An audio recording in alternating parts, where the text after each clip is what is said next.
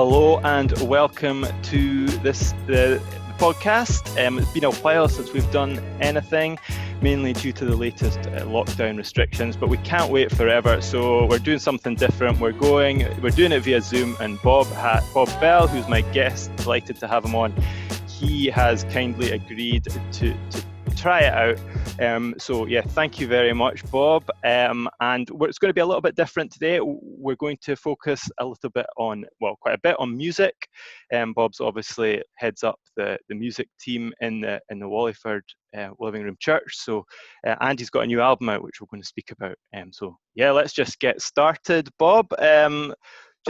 Some people won't know you, and it's even people who do. It's always great just to hear a bit about your story. So can you just tell us, first of all, a little bit about your background, family, how you became a Christian? Sure. Yeah. Well, hi everyone.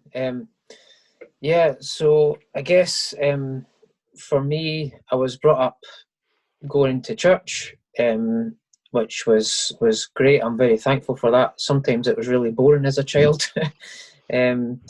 Other times it was good. I enjoyed Sunday school, and we had kind of a youth thing as well. So I'm very thankful for that, and certainly who Jesus is and who he was presented very, very clearly growing up. So I think I was probably about 6 or 7. I think I was about 7 at the time where I did actually.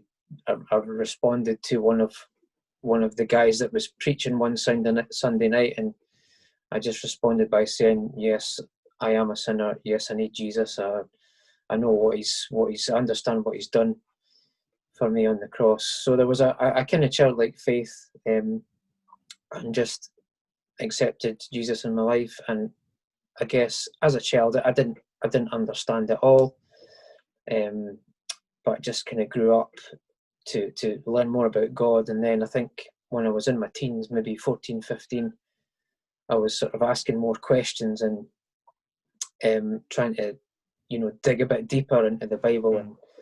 And because although I was kind of told who Jesus was and what he did for me, and that was fine, but it was never really explained to me why this would be true as opposed to any other worldview or religious belief. So I read a bit more, read the Bible a bit more, read some books and stuff, and then after that, I did come to the conclusion that actually there's lots of evidence that suggests that Jesus did actually die. He did actually rise from the dead, and if I put my faith in him, that he would not let me down. So yeah, that's the kind of simple testimony, if Brilliant. you like. No, that's great. And and you grew up in East Lothian, didn't you? It's not too far from. So, and what school did you go to? Did you go to local school here? Yeah, I went to Ross High School Ross in High, okay. Tranent. Good. Which was I think at the time it probably wasn't a great school. It's a good school now.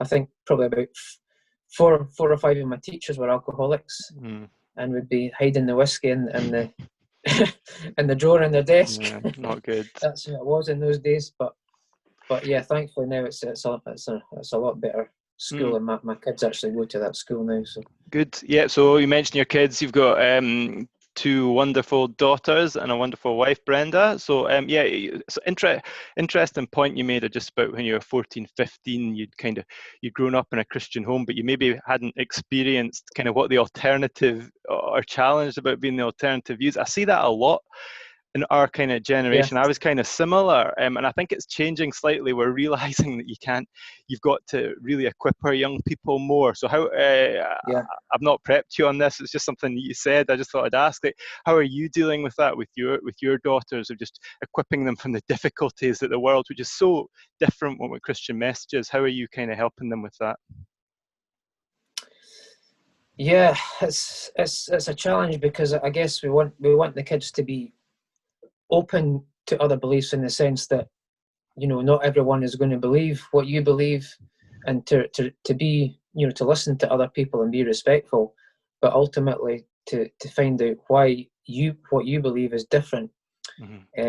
and what is truth? That's the ultimate question, I think, because if Christianity is true, then it's surely worth pursuing, and I think looking at, encouraging the kids to to read the Bible for themselves, and to look at why it might be true as opposed to any other religion, and what the evidence is, and not only that, but the fact that many Christians can testify to how Jesus helps them day to day, and that's important as well.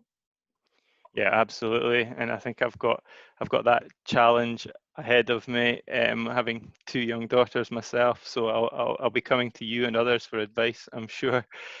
So speaking to moving on to music. Music is a big part of your life. How did you? And it's been a big influence on you. It's fair to say. How did you get into it?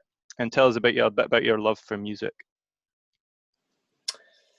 Well, I think going back to when I was a kid, I mean, my mum played piano, so she was always kind of playing piano in the background in the house, and I guess my dad was a bit musical, maybe not as much as my mum. My dad could play the organ as long as it was in the key of C.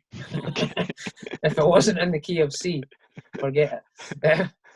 But yeah, and I got piano lessons as a kid. I didn't stick at it, to be honest, and do I regret it? Yeah, maybe a little bit. But I kind of picked up the guitar, and I don't know, for some reason I just had more passion for the guitar than I did for the piano, although the piano lessons didn't do me any harm in terms of basic music theory. But I remember that there was a school friend of mine, and I used to go over to his house, and his dad was a big Bruce Springsteen fan. Okay. And his dad would have his gear set up, and you go over to his house, and his dad was giving it all the Bruce Springsteen songs, and I just remember him doing that, and I just kind of fell in love with Bruce Springsteen songs back then, and that kind of inspired me to have a go at writing songs and getting into guitar and stuff. So yeah, I guess that was sort of the start of it. Okay, so Bruce Springsteen was a big influence. What other influences would you have musically over the years? Yeah, well, again, I think my parents didn't have a massive record collection, but they did have a few things. Like, they had a lot of ABBA records. Okay. And I remember listening to a lot of those records at the time. They had some of the Shadows. They had John Denver, and I remember learning some John Denver songs. So yeah, I think just, I guess, a mixture of influences from then, and then later on as I grew up, just exploring music a bit more. Just bands like U2, Crowded House, some Bob Dylan stuff as well.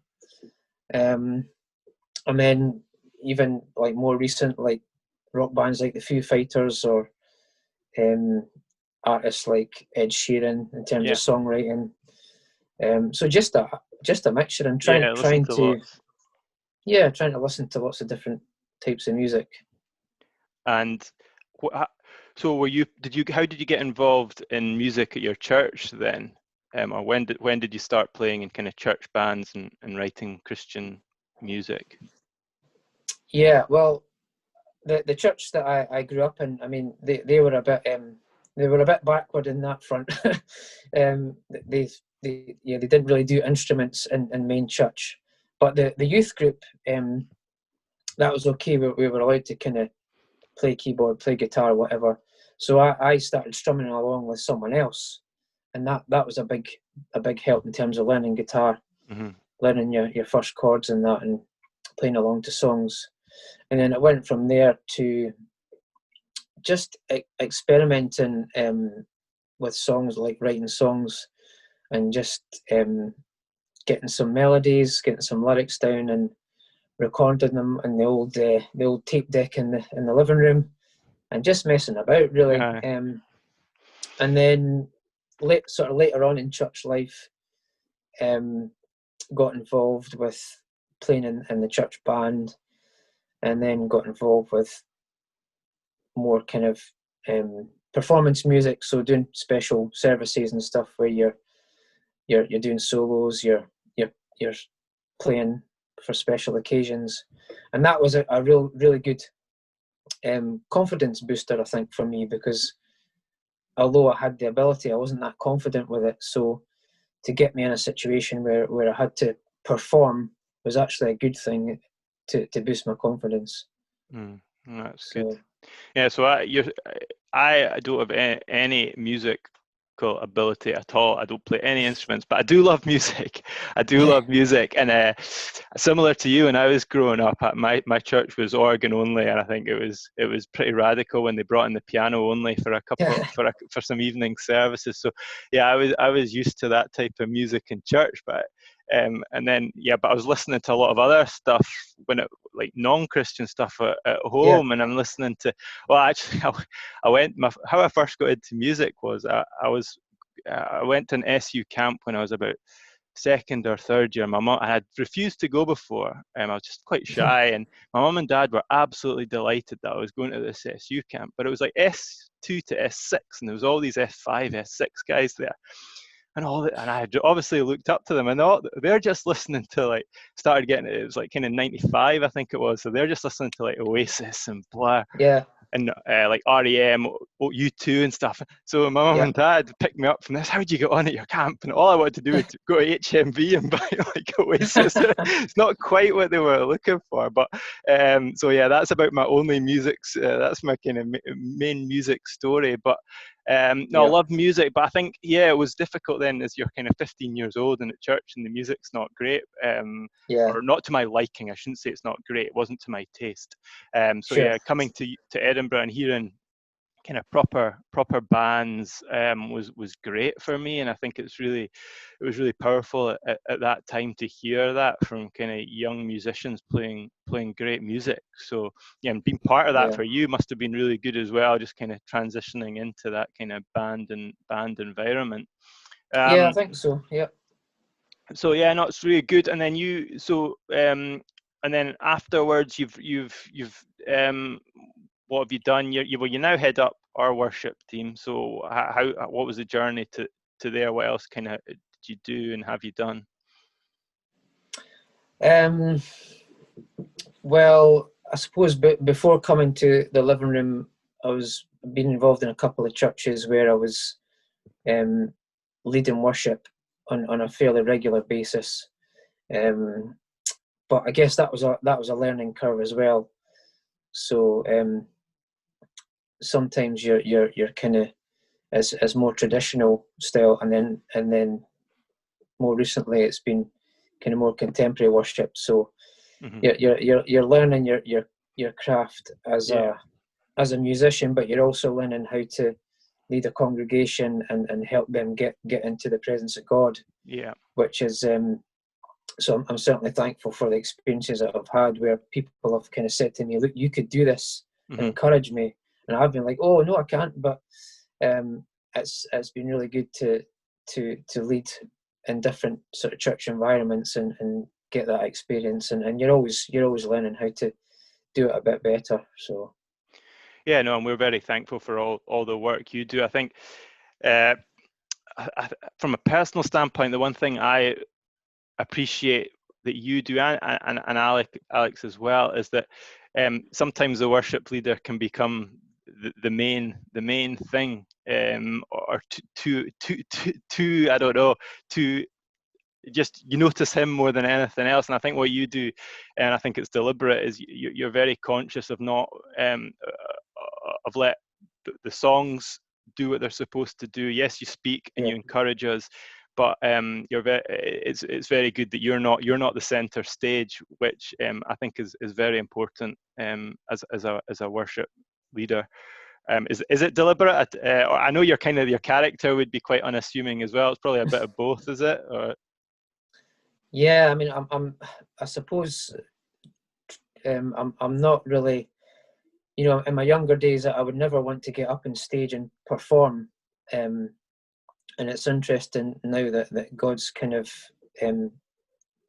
called me sort of into that area. I feel like, I think, yeah, in one sense, you're performing. If you're up in front of a church, there's always an element of performance, and that's just how it is. But you're right as well. It's a matter of engaging your church audience with God. That's the goal. And if you can, you know, sometimes it helps to say something, other times it helps to say nothing and just lead the song and let the song do the talking. So it's trying to manage that. Sometimes, you know, the church audience might need a bit of encouragement to get into the song, or just to get going a wee bit. So it's being sensitive to when you need to say something and when you need to shut up. No, I think you do that well. So any kind of what would be your Christian music? What influences? What would be the main artists that have helped you?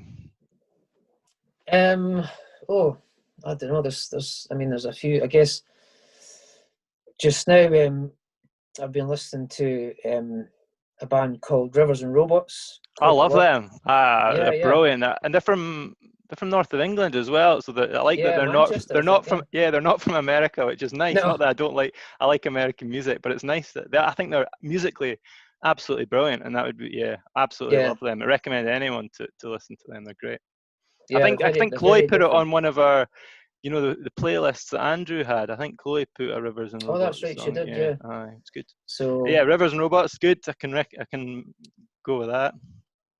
Yeah. There's also there's an American lady called Sandra McCracken. So it's kind of worship, but it's a bit more chilled style. I do like a bit of Chris Tomlin in terms of sort of congregational worship. Yeah, it's good. I love Third Day, just that kind of rocky edge that they have. So I do like them as well. In terms of like hymn style, I do like some of the Getty stuff. Yeah. In terms of that kind of hymn style as well. So a bit of variety there as well. I think Christian music's improved a lot in definitely the last 10, 15 years. I remember thinking that there wasn't that much to get excited about, but I think now there's so many different ways to find new music, and it can be a bit of a minefield sometimes, but there's some really good stuff out there.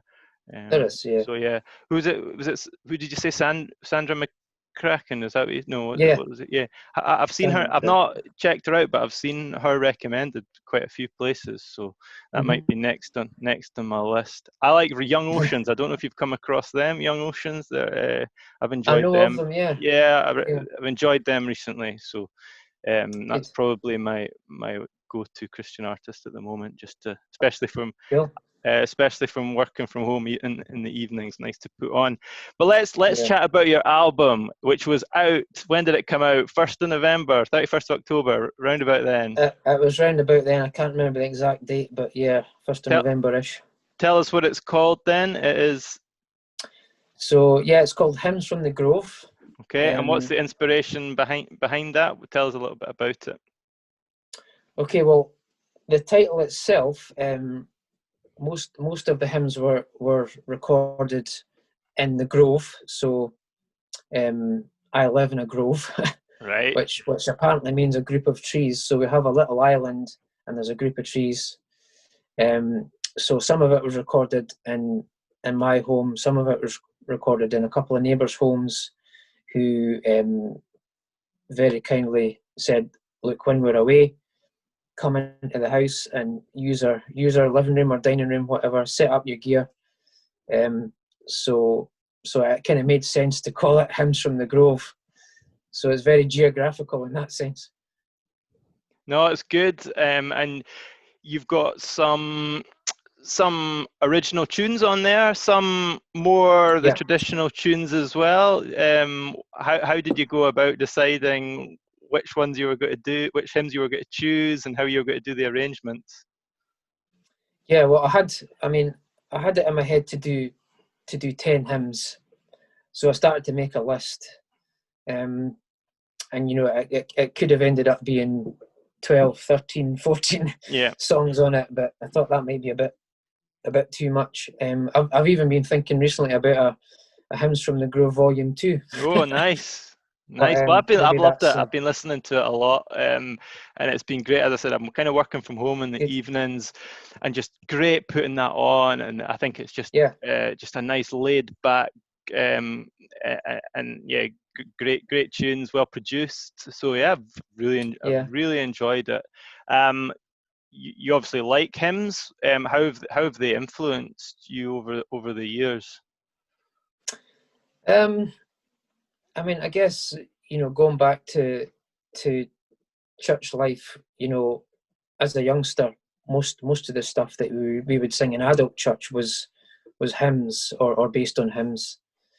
And even more recently, a lot of people are doing versions of hymns, so Yeah, more contemporary versions, but sticking to the main kind of lyrics. And I think the lyrics is the key here, that whether you like the tune or maybe you don't like the traditional tune so much, the lyrics in these hymns just stand out.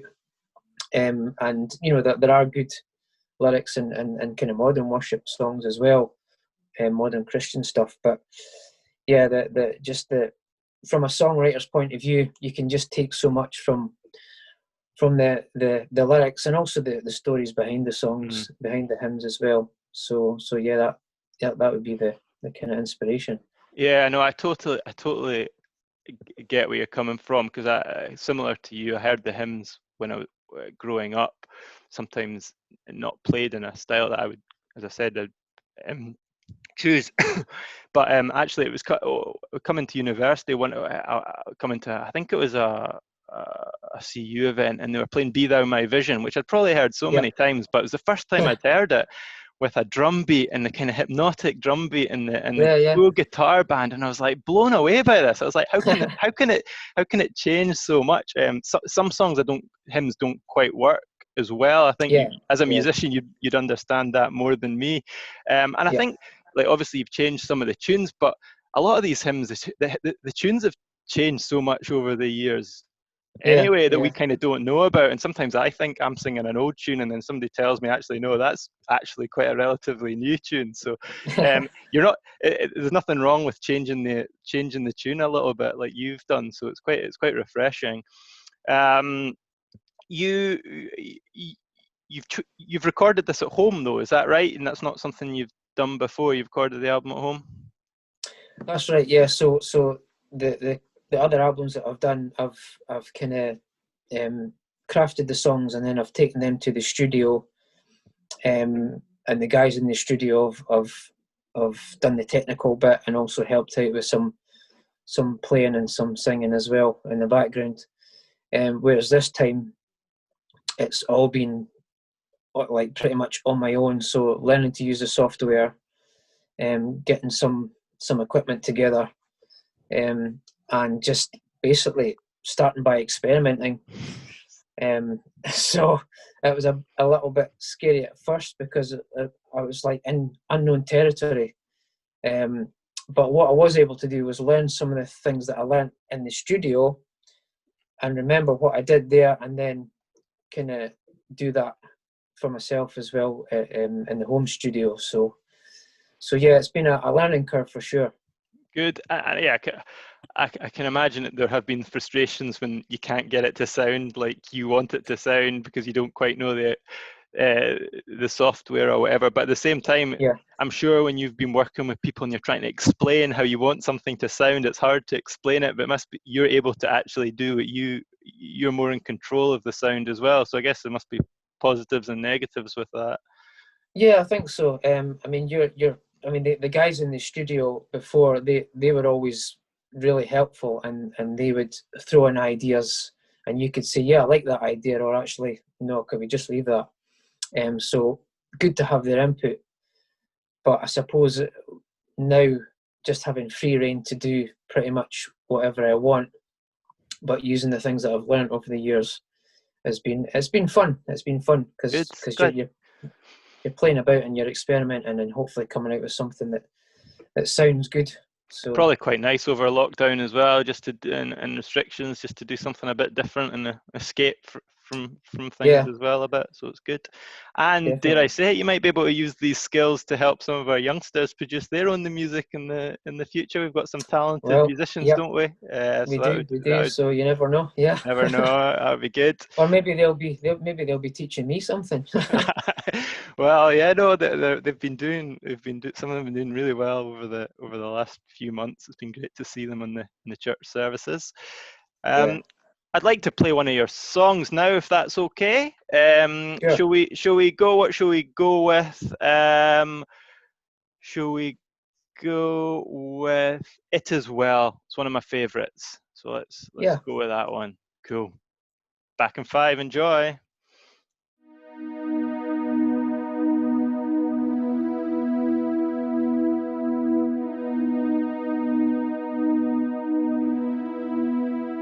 When peace like a river attendeth my way, when sorrows like sea billows roll, whatever my lot thou hast taught me to say, it is well with my soul.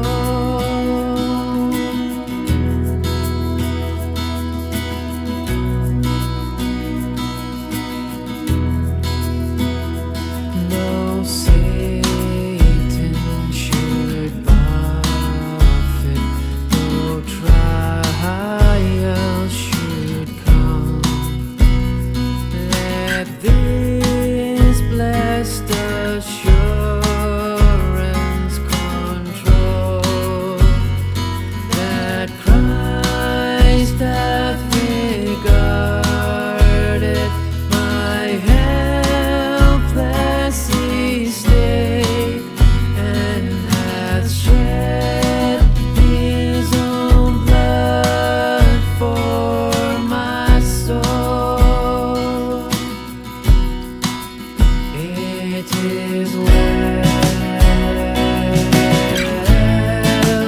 with my soul, with my soul. It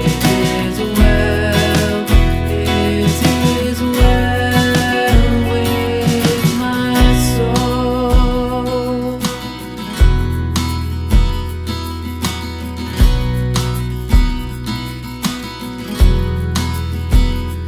My sin, oh the bliss of His glorious thought. My sin not in part, but the whole is nailed to the cross, and I bear it no more. Praise the Lord, oh my soul. It is well with my soul, with my soul.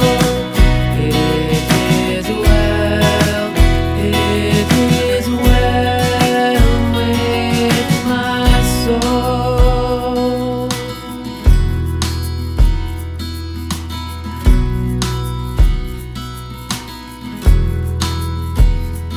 And Lord, haste the day when the faith shall decide, the clouds be rolled back as a scroll, the trump shall resound, and the Lord shall descend. Even so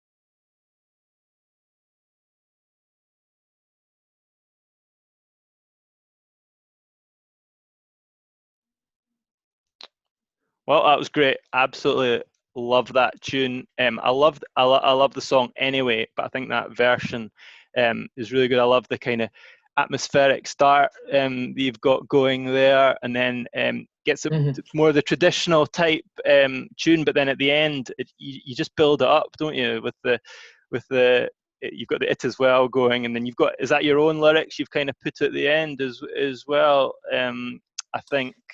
Yeah, Um, so I've kind of the tune is more or less the same as the original. The chorus is slightly different, and then I've put in like a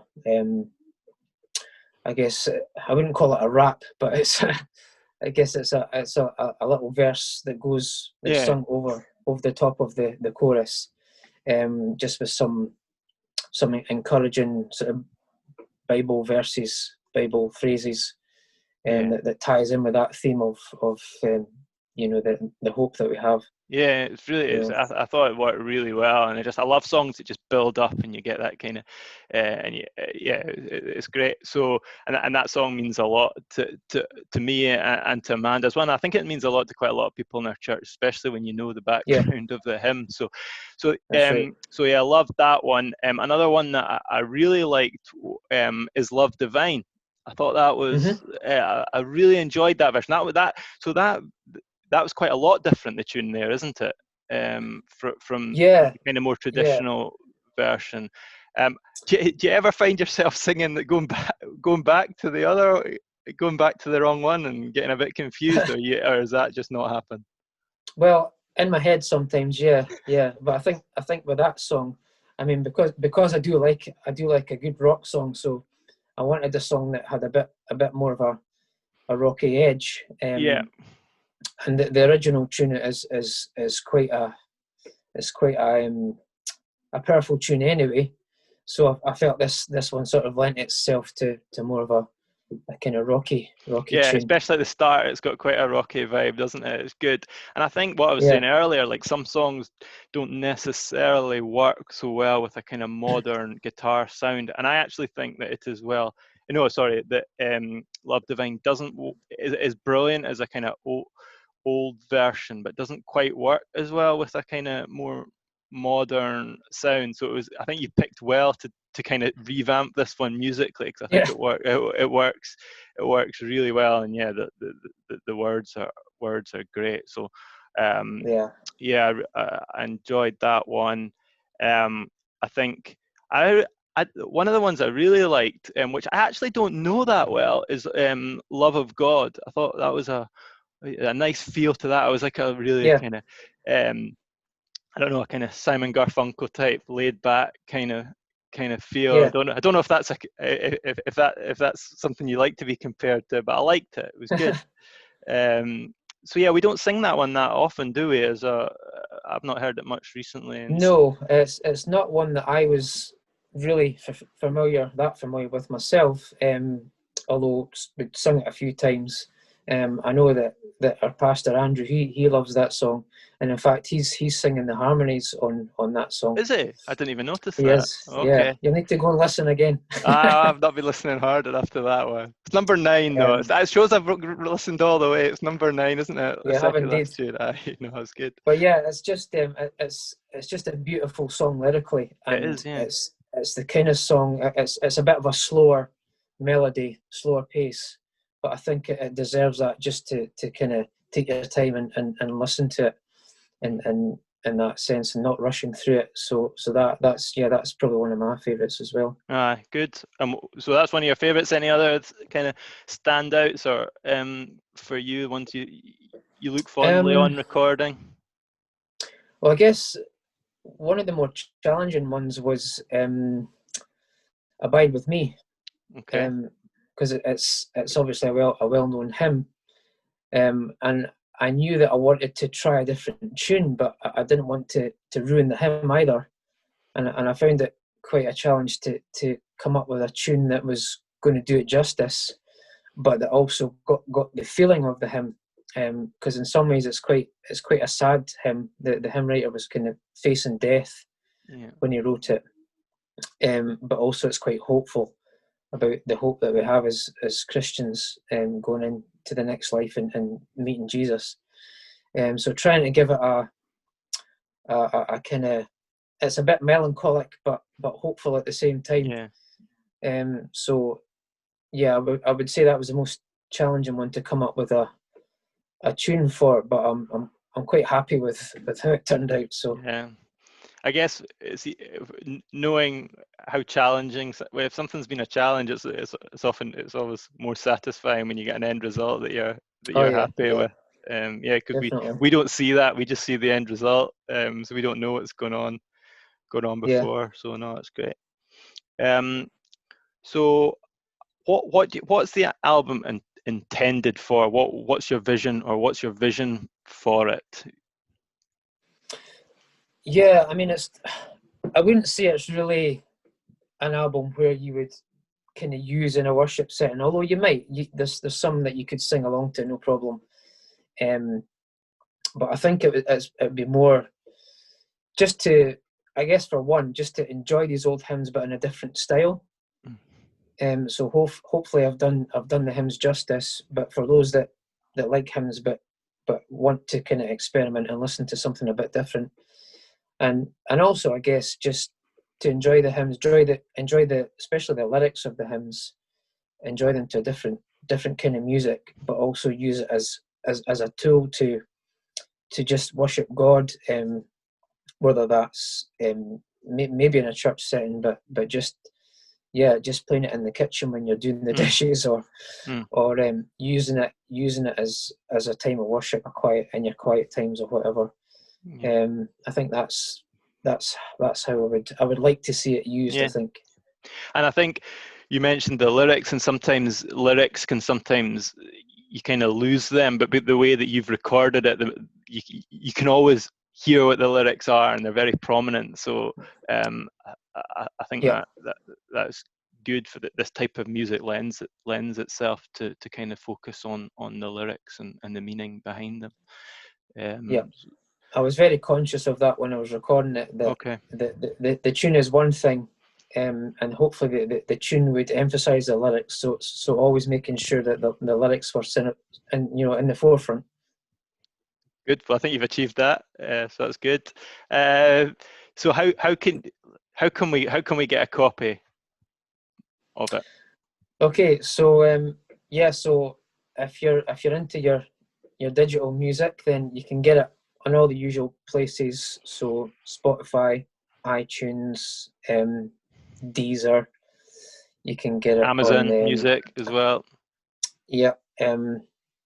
Just all the usual places. You'll find it there. And if you just search up Hymns from the Grove or Bob David Bell, you'll find it along with the other albums. It will be out in CD soon. Just getting that prepared, getting the artwork and stuff ready for the distributor. So that'll be hopefully coming in the next, I guess, 3 or 4 weeks. But yeah, going just in time for Christmas, maybe. Yeah, hopefully, yeah. It's easy to find. Bob David Bell, Hymns from the Grove. Just definitely recommend it. And you've also been writing some new songs as well recently. Yeah, I've done a few. I've done a few more kind of worship style songs. And just this weekend, I've been working on recording a Christmas single. So, it's that time of year. So many other people are coming out with their Christmas singles and EP. So I thought, why not? I'm going to have a go. So I wrote a song maybe 3 weeks ago.